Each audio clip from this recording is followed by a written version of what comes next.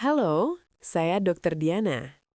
Hari ini saya ingin mengajak Anda membahas satu topik yang sangat sederhana, tapi sering sekali kita abaikan. Padahal tubuh kita setiap hari mengirimkan sinyal ini. Saya akan bicara tentang warna dan bau kencing, dan bagaimana keduanya bisa menjadi cermin kesehatan tubuh kita. Topik ini penting karena banyak orang baru sadar saat penyakitnya sudah parah. Padahal tanda-tandanya sudah muncul sejak lama. Dan salah satunya bisa kita lihat sendiri di toilet. Kencing bukan hal sepele. Banyak orang menganggap kencing itu cuma urusan buang air. Selesai, disiram, lupa. Padahal secara medis, urin adalah hasil penyaringan darah. Artinya apa? Artinya apa yang kita makan, apa yang kita minum, obat yang kita konsumsi, bahkan penyakit yang sedang berkembang, semuanya bisa meninggalkan jejak di urin. Jadi kalau warna atau baunya berubah, itu bukan tanpa sebab. Tubuh tidak bisa bicara, tapi dia mengirim pesan. Masalahnya kita mau dengar atau tidak. Warna kencing normal dan tidak normal. Mari kita mulai dari warna. 1. Kuning jernih atau kuning pucat. Ini warna ideal, menandakan tubuh cukup cairan, ginjal bekerja dengan baik, tidak ada tanda gangguan serius. Kalau urin Anda seperti ini, pertahankan. 2. Kuning tua. Ini tanda paling sering saya temui.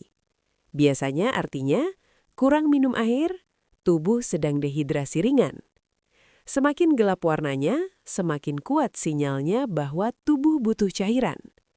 Sering diremehkan, padahal dehidrasi kronis bisa memicu batu ginjal, infeksi saluran kemih, gangguan konsentrasi, kelelahan terus-menerus. 3. Oranye. Warna ini perlu lebih waspada. Bisa disebabkan oleh dehidrasi berat, efek samping obat tertentu, gangguan hati atau saluran empedu. Jika warna oranye muncul terus-menerus, jangan ditunda untuk periksa. 4. Merah atau merah muda. Ini yang sering bikin panik dan memang tidak boleh diabaikan. Kemungkinan penyebab, darah dalam urin, infeksi saluran kemih, batu ginjal, gangguan ginjal, pembesaran prostat pada pria. Kadang juga bisa karena makanan, seperti bit. Tapi sebagai dokter, saya selalu menyarankan, anggap serius dulu baru pastikan penyebabnya. 5. Coklat atau gelap seperti teh. Ini bisa berkaitan dengan dehidrasi ekstrim, kerusakan otot, gangguan hati, efek obat tertentu. Jika urin berwarna coklat dan disertai lemas atau nyeri, itu alarm keras dari tubuh. 6. Putih keruh atau seperti susu. Biasanya berkaitan dengan infeksi saluran kemih, kandungan protein tinggi dalam urin, masalah ginjal. Urin seharusnya jernih, bukan keruh. Sekarang kita bicara soal bau. Banyak orang merasa malu membahas ini. Padahal, secara medis, bau urin sangat informatif. 1. Bau ringan atau netral. Ini normal, tidak menyengat, tidak aneh. 2. Bau amis atau menyengat. Sering menandakan dehidrasi, urin terlalu pekat. Solusinya seringkali sederhana, minum air lebih banyak. 3. Bau menyengat seperti amonia. Ini tanda urin sangat pekat. Bisa berkaitan dengan kurang cairan atau infeksi saluran kemih. Jika disertai rasa perih atau nyeri saat kencing, segera periksa. 4. Bau manis atau seperti buah. Ini peringatan penting. Dalam dunia medis, bau urin seperti ini bisa berkaitan dengan kadar gula darah tinggi atau diabetes yang belum terkontrol. Banyak pasien diabetes datang terlambat karena mengabaikan tanda ini. 4. Bau busuk atau sangat tidak sedap.